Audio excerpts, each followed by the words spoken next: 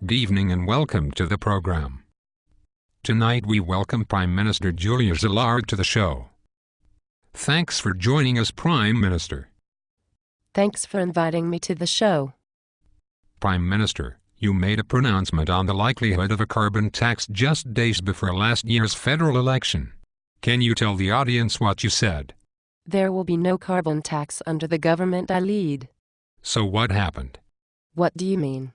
Why did you announce the introduction of a carbon tax? I didn't. You made this announcement only a few days ago. Did I? Yes, you were surrounded by the Greens and the Independents. That wasn't a carbon tax announcement. It wasn't? No, we were announcing a carbon price. What is the difference? Before the election I ruled out a carbon tax. So I introduced a carbon price mechanism.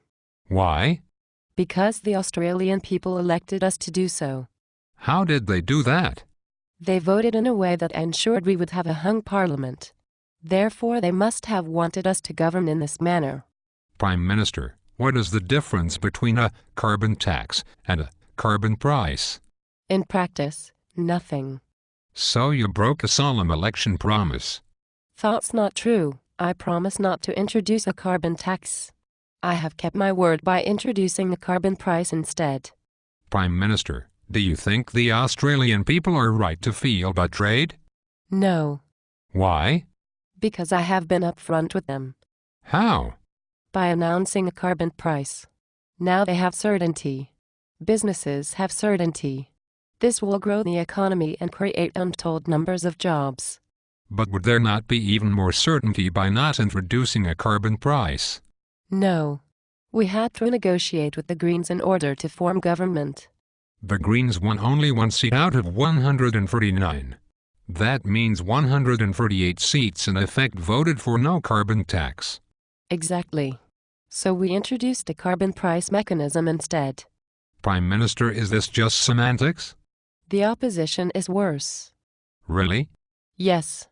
The Liberals are going to run a scare campaign. What about?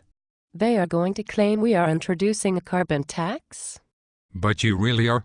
I already told you we are introducing a carbon price mechanism. Are you not listening to me? Remember, it is what the Australian people voted for. Would you consider calling an election to allow people to vote for your carbon price proposal? No. Why? We already did that. So we already know what the Australian people want. We have been upfront with them all along.